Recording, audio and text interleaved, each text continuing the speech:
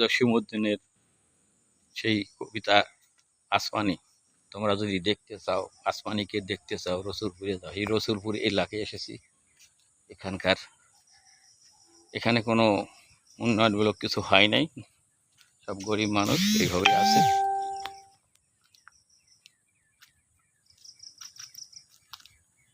সাইডে রৌদ্র উজ্জ্বল আবহাওয়া,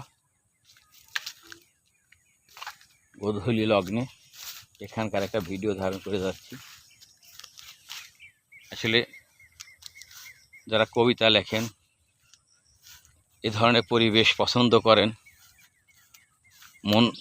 মনের ভিতরে অনেক কিছু চলে আসে, দিমাগ খুলে যায়, লেখাগুলি চলে আসে মনের ভিতর থেকে, তখন লিখতে শুরু করে প্রকৃতির বিভিন্ন রূপ নিয়ে এবং আল্লাহর সৃষ্টি বিভিন্ন নিয়ামত এখানে আছে, এগুলো নিয়ে, বৃষ্টি, গাছপালা, খড়ি, তখন কবিত্ব ভাব জেগে ওঠে।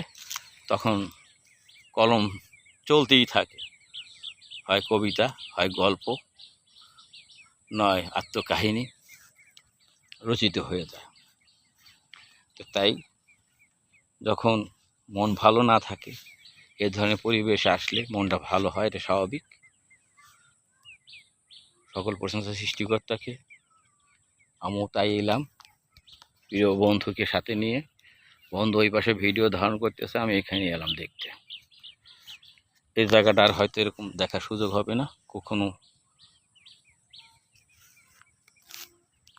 পাট কাটা বাকি আছে, এখনো কাজ চলতে আছে। ওই দূরে দেখা যাচ্ছে মেঘগুলি ভেসে বেড়াচ্ছে।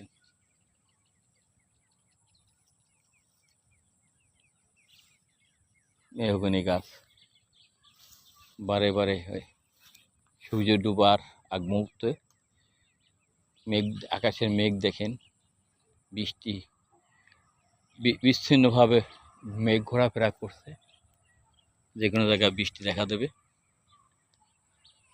বন্ধুরা, কেমন লাগলো আজকের এই ভিডিওটি? এটা রসুলপুর আসমানির বাড়ি এলাকা। হয়তো আসমানি ছোট সময় এখান থেকে খেলাধুলা করতো,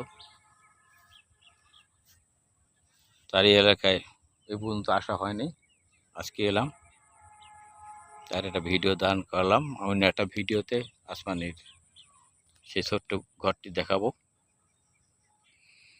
আর এখানে আমার পরিবেশটা, প্রকৃতিটা, লোকেশনটা ভালো লাগলো, তাই চলে এলাম। বন্ধুরা ভালো থাকেন, সুস্থ থাকেন, ভালো লাগলে লাইক কমেন্ট শেয়ার করবেন।